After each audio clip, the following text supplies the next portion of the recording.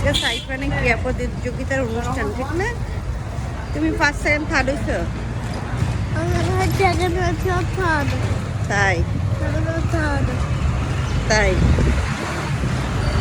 তুমি থার্ড হইছো? সেকেন্ড হইছো? এখন তুমি আমাকে দোষ দিতেছো, আমি তোমাকে প্র্যাকটিস করে নেই? খেলাধুলা প্র্যাকটিস করার লাগে না, এটা সব ইচ্ছা। যাই হোক, এটা নিয়ে আমার কোনো সমস্যা নাই, তুমি টেনশন করো না, ঠিক আছে? বলো।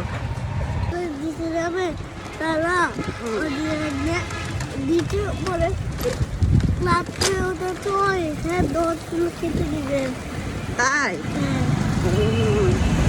ভালো তো একটা সুন্দর কথা। এই কথাটা কে বলছে? ম্যাডাম বলছে?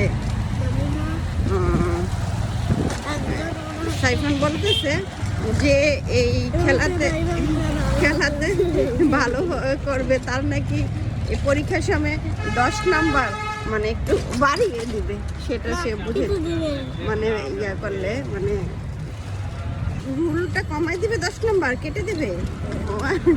এইগুলো কে বলছে? খেলার সাথে কোনো পড়াশোনার রুলের কোনো ইয়া নাই, সম্পর্ক নাই।